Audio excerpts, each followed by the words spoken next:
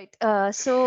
I believe this is the second last question. How do you test and validate the quality and functionality of your SharePoint framework solutions on Azure using Azure Test Plans and Azure Application Insights?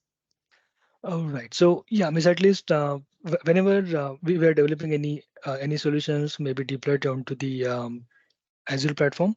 So while creating that resource in Azure, we always get the option of Azure Insights. Okay, so Mo- previously when I was developing the solutions, probably I was leaving that aside Azure Insights option because it is bit costly, because obviously it is going to process all of your requests, it is going to suggest you everything, so there is a cost associated with that. But the benefit of that is, once you have the Azure Insights on for all of your applications, it is going to track everything which is coming to that resource. So let's say, for example, if I have Azure function, or maybe if I have got any of the app service which is running on Azure, and if I have the Azure Insights deployed along with that, so all of the requests which are going to my resource, for example, that web app will get tracked there. Mm, So again, what happens is like whenever you develop the solution and it is working perfect, everything goes okay. But as soon as you start finding some issues in your application, someone reports that okay, your application is not working this way,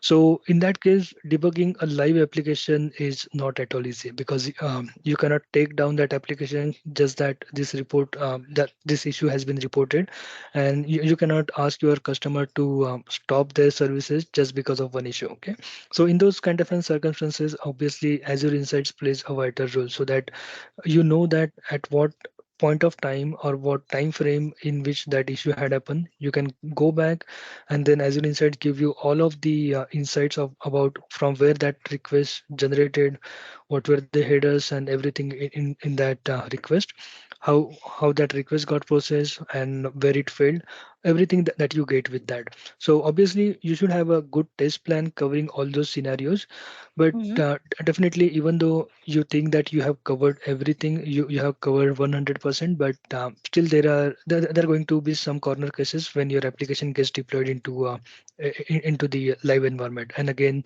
there are multiple users using this. So even though you have good test scenarios, good test cases developed, definitely you cannot just trust on your test cases only.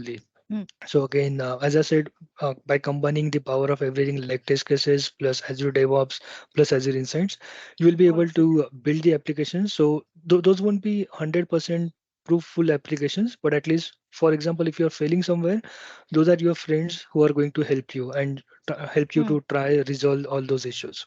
So mm. that definitely means all those points are very much important.